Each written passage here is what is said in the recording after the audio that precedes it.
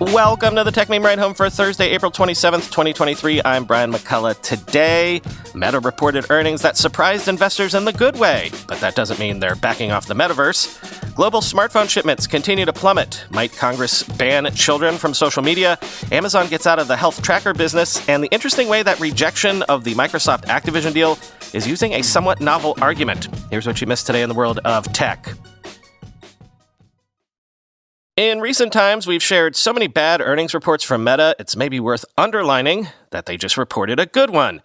Meta's stock jumped 10% overnight on the news that Q1 revenue rose 3% year over year.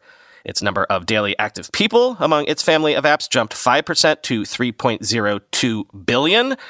But it's the revenue number that really counts here. This is Meta's first sales increase in almost a year, quoting the Wall Street Journal. That snapped a streak of 3 quarters in which Meta's revenue had retreated from the year prior, the only time that has occurred since the company went public in 2012. Shares surged by more than 12% in after-hours trading, as the company also forecasts that second quarter revenue could reach as high as $32 billion. The 3% increase is an improvement from the 4.5% drop in revenue that the company posted in the final quarter of 2022, indicating that Meta's heavy investment in artificial intelligence tools to improve its ad targeting systems is working. Mr. Zuckerberg attributed some of those gains to Reels, the company's short-form video product. Mr. Zuckerberg said that Reels is increasing overall app engagement and that the company believes it is gaining share in the short-form video market. When we started this work last year, our business wasn't performing as well as I wanted, but now we're increasingly doing this work from a position of strength, Mr. Zuckerberg said on Wednesday in a call with analysts. Mr. Zuckerberg said he expects so-called generative AI to have impact on every one of Meta's apps and services. He theorized that the technology could help marketers more easily create advertisements for Meta's services, power chatbots for businesses on Messenger and WhatsApp, and help metaverse users more easily create avatars and virtual worlds, end quote. Let's get back to those interesting details on Reels. Meta says time spent on Instagram grew by more than 24% ever since Reels launched, thanks to AI recommendations. And they expect Reels to be revenue neutral by the end of the year or at least early 2024. Now, Meta's Reality Labs unit, read its metaverse investments, reported Q1 revenue down 51% year over year from $695 million to just $339 million, and an operating loss up 35% year over year from $2.96 billion in losses to $3.99 billion. But what I think the street liked about those numbers was the loss is growing, but at a decelerated pace. Because Meta said they expect Reality Labs' operating losses to continue to increase, but I guess the street figures at least it's not increasing at the rate we saw before. And Mark Zuckerberg himself disputed that Meta is moving its focus away from his metaverse vision, and he sees AI tech working in tandem with that vision. Quoting TechCrunch, "A narrative has developed that we're somehow moving away from focusing on the metaverse vision, so I just want to say up front that that's not accurate," Zuckerberg said. "We've been focusing on AI and the metaverse, and we will continue to do so. Our vision for AR glasses involves an AI-centric operating system that we think will be the basis for the next generation of computing," Zuckerberg said on the call. When it comes to its metaverse vision, Zuckerberg said that half of daily active users on its Quest headsets spend more than 1 hour per day on their device. Meta did not disclose how many people are actually using Quest headsets on a daily basis. "Building the metaverse is a long-term project, but the rationale for it remains the same, and we remain committed to it," Zuckerberg said, end quote.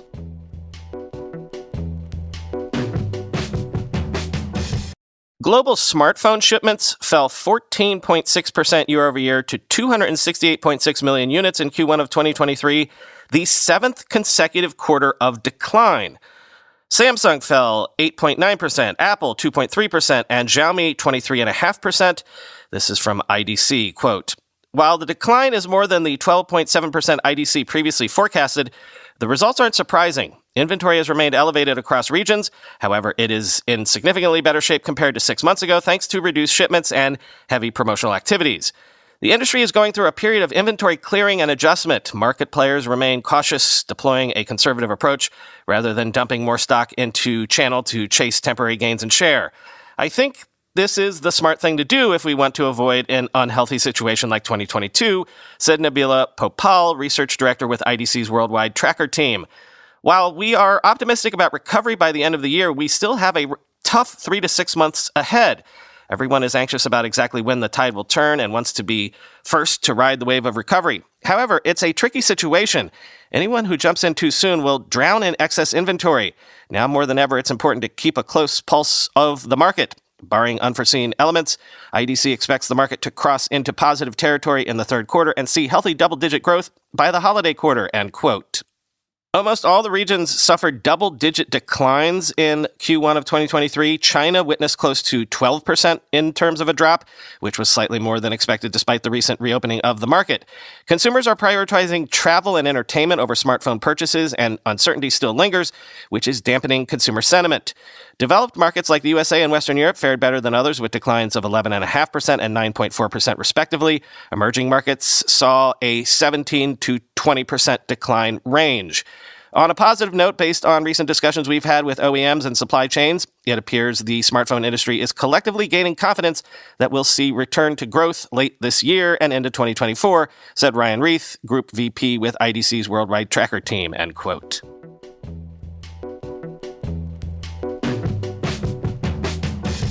U.S. senators have unveiled a bipartisan bill that bans kids under 13 from joining social media and requires tech companies to get parental consent for teens' accounts.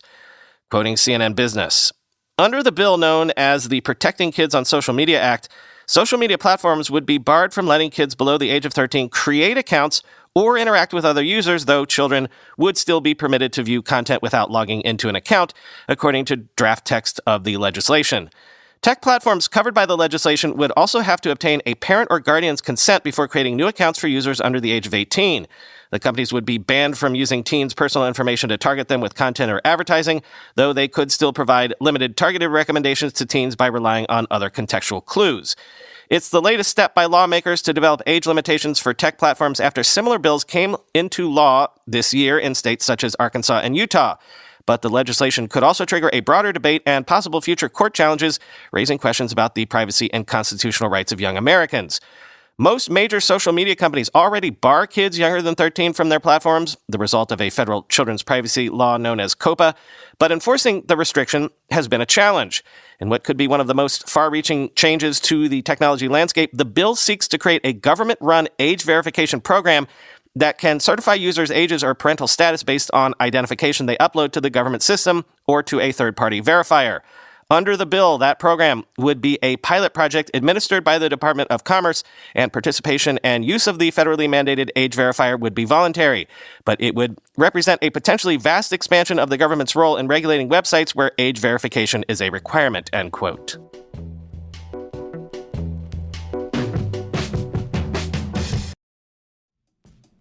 Today, I want to talk to you about how Miro works where you work. Miro connects with over 100 apps to align your teams and make your work more efficient, all in one scalable and secure space. I'm talking Atlassian, Google Workspace, Microsoft 365, Jira, Asana, Azure. All these plug into Miro. No matter where you work, Miro is there with less tabs, steps, and context switching, and more visibility, speed, and access. With Miro as your team's main hub, you can bring in multiple sources to create a cohesive story, helping your team track updates, execute faster, and make smarter decisions. Transform uninspired meetings into engaging, purposeful, and fun experiences. Every meeting can end with an artifact, a Miro board that captures the conversation. Miro is also ISO 27001 enterprise-grade security compliant. That's why 99% of the Fortune 100 are Miro customers, and there are more than 50 million Miro users around the world. Empower your entire team to take ideas from better to best with Miro. Sign up today at Miro.com/podcast. And if you use that link, your first 3 Miro boards are free forever when you sign up. That's Miro, Miro.com/podcast. Remember this sound? I told you about it before. That's the best kind of notification you can get. It's the notification of a new sale on Shopify. Shopify is the commerce platform revolutionizing millions of businesses worldwide. Whether you're selling artisanal foods or handcrafted prompts for AI prompt engineering, Shopify simplifies selling online and in person so you can focus on successfully growing your business anywhere. Shopify covers every sales channel from an in-person POS system to an all-in-one e-commerce platform. It even lets you sell across social media marketplaces like TikTok, Facebook, and Instagram. Packed with industry-leading tools ready to ignite your growth, Shopify gives you complete control over your business and your brand without having to learn any new skills in design or code. My main company, ResumeWriters.com, has used Shopify for years now, exclusively. It's your turn to get serious about selling and try Shopify today. This is Possibility, powered by Shopify. Sign up for a $1 per month trial period at shopify.com/ride. All lowercase. Go to shopify.com/ride to take your business to the next level today. Shopify.com/ride.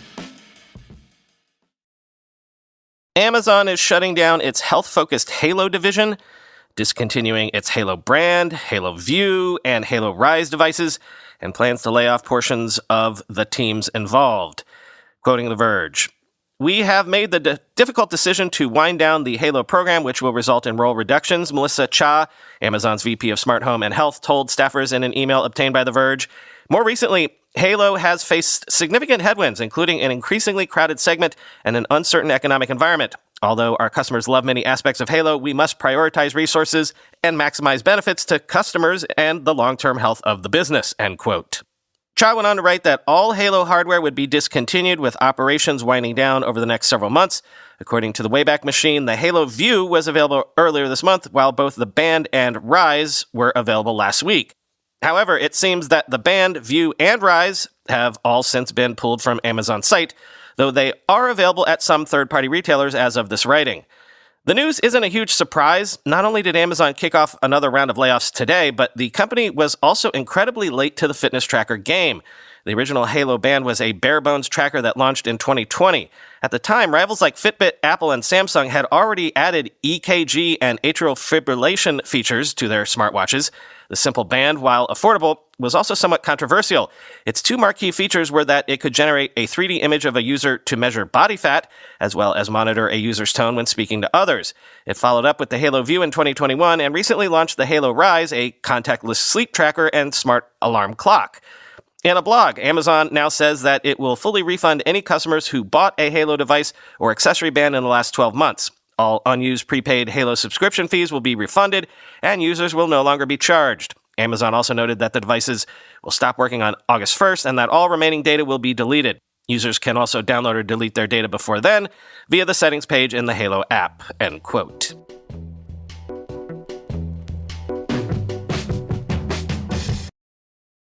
I have to say I was wondering about this angle when I first told you about this story. Google says it plans to add end-to-end encryption to Google Authenticator down the line, in their words, after researchers warned that new feature to sync two-factor authentication codes to your Google account is not end-to-end encrypted. Quoting 9to5Google. Google today explained that the goal of Authenticator's new sync feature is to, quote, offer features that protect users but are useful and convenient. Acknowledging that end-to-end encryption is a powerful feature that provides extra protections, the downside is that users might get locked out of their own data without recovery if they forget or lose their Google account password or extra layer of added security. The Google Password Manager today offers on-device encryption that, quote, turns your device into a key that's used to lock your passwords before they're saved to Google Password Manager. However, if you lose the key, you could lose your passwords too. That being said, Google, quote, plans to offer end-to-end encryption for Google Authenticator down the line. In the meantime, it reminded users that they can continue to use the app offline without Google account sync. The company also added today that it encrypts data in transit and rest for Google Authenticator and all other Google products. On a side note, if you have Google Authenticator set up on several devices, be careful when updating to the new version and enabling sync.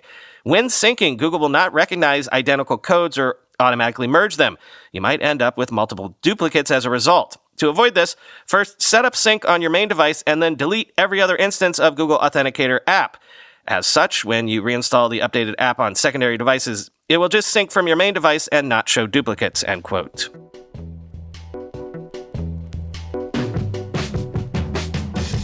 Finally today, an interesting little analysis of yesterday's rejection by the UK's CMA of that Microsoft Activision deal. The rationale for the block focused on the nascent cloud gaming market, which is a departure from regulators' traditional focus on mature markets. Quoting Bloomberg, analysts expressed surprise Wednesday that UK regulators would move to thwart a deal in a nascent field where companies are still finding their footing.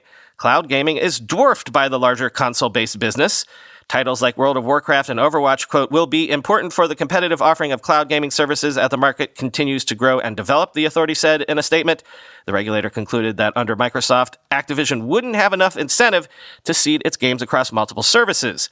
Analysts were baffled that concerns over the evolution of cloud-based play could prove fatal to the biggest ever deal in gaming. After 3 years, Alphabet's Google shuttered its Stadia cloud gaming offerings in January, while Amazon's Luna has seen dozens of games leave its subscription service. Regulators more often focus on deals that threaten competition in mature, developed markets, but the UK Action Wednesday reflects a growing emphasis on deals that could impede rivalry in the future. The Federal Trade Commission, for example, didn't challenge Facebook's $1 billion acquisition of Instagram in 2012 and was criticized later for letting the world's largest social network eliminate what probably would have become a major competitor. These days, regulators are increasingly focused on emerging industries like cancer detection and virtual reality. Cloud-based gaming services generated just $5.1 billion in 2022 in terms of revenue, while console game sales amounted to nearly $35 billion, according to research firm Omdia. It's just not a big market, said Peter Pachter, an analyst at Wedbush Securities, citing cloud gaming's volatility and potential to change. It doesn't make sense that Microsoft would keep nascent cloud gaming services that haven't even been imagined yet from launching by locking up content, end quote. He compared the agency's reasoning to the idea that no other streaming service could compete with Netflix. Microsoft currently has a 60 to 70% share of the global cloud gaming market, according to the CMA. Sony has a parallel offering, PlayStation Plus. Although PlayStation Plus boasts about 46 million subscribers, the service doesn't offer splashy new releases on their day of launch. Sony also doesn't own its own data centers. Analysts on Wednesday questioned whether the CMA was making an apples to oranges comparison between the Microsoft Game Pass's cloud offering and those of Amazon, Sony, Nvidia, and others. I think they're rather misinformed on what the cloud gaming market is, said Joost van Durnen, who lectures at New York University's Stern Business School. They're conflating cloud gaming with the revenue model. Then they're looking at it as a distinct technology and a market in another sense, end quote. For example, the CMA may be overstating the Game Pass's role in Microsoft's cloud gaming dominance when cloud gaming is just one feature of the service. I don't think we can compare the way Microsoft uses cloud gaming to the way Amazon uses it for Luna, said Joost Revolt, an associate professor of strategy and entrepreneurship at University College London School of Management. The market share is driven by the popularity of Game Pass, not the popularity of cloud gaming within gamers, end quote.